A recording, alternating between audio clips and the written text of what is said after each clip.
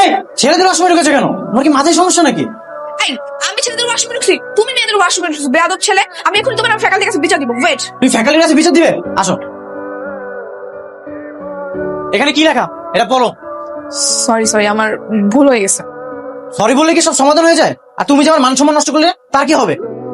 ছেলেদের আবার কিসের মান সম্মান? ও আচ্ছা, মেয়েদেরই শুধু মান সম্মান আছে। আমি বুঝে গেছি তোমার মতলবটা আসলে কি ছিল। ছেলেদের ওয়াশরুমে ঢোকা তোমার হবি, তাই না? তুমি লুকিয়ে লুকিয়ে ঢুকো আর ভিডিও করো। কি বলে, এই ছেলে পাগল নাকি? আমি পাগল? পাগল এখন আমি তোমাকে বানাবো, আমি সবাইকে বলে দিব।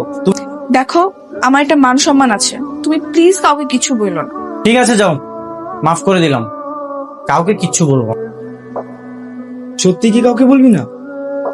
কাউ মানে গরু, কাউকে বলবো না, কিন্তু মানুষকে ঠিকই বলবো। আচ্ছা চল।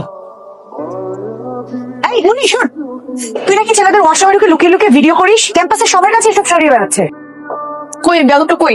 উপরে আছে। এই ছেলে, সমস্যা কি তোমার? হ্যাঁ, সমস্যা কি? এই মেয়ে, কোন ছাড়ো। তুমি কালকে আমাকে কথা দিছিলে না যে কালকে ঘটনাটা তুমি কাউকে বলবে না? আমি তো কোনো কাউকে বলিনি। আচ্ছা কি কালারের কাউকে বলেছি? কালো কাও নাকি লাল কাও? এই ছেলে তো চরম বেয়াদব। ঠিক আছে, আমি ব্যাপারটা দেখে নেব। কি করলি? মা আমার অনেক ক্ষুধা লেগেছে, খেতে দাও। আচ্ছা দিচ্ছি বাবা। শোন না, আগামী পরশু দিন আমাদের একটা দাওয়াত আছে, 2-3 দিন থাকতে হবে, তুই রেডি হয়ে থাকিস। আচ্ছা ঠিক আছে। ওই যে আমার বান্ধবী চলে আসছে।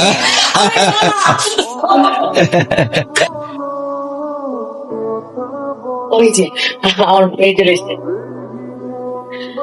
আরে বাবা, কত বড় হয়ে গেছে, সেই ছোটবেলায় একটু দেখেছিলাম। এই সব কথা কি দরজা দাঁড়িয়ে শেষ হবে? ভেতরে যাবো না? আরে না, যাবে না। চলো চলো, এসো বাবা এসো। চল মা, এসো এসো এসো। চলো। আমি যদি জানতাম তুমি আমার মায়ের বান্ধবী ছিলে, তাহলে তোমাকে জীবনে ইনভাইট করতে দিতাম না।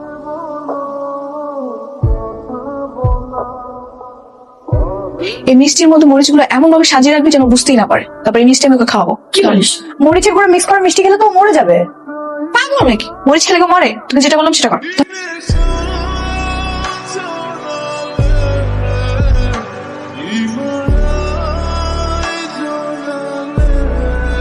এমনি মিষ্টিতে কি দিয়েছিস? ও দৌড়ে চলে গেল কেন?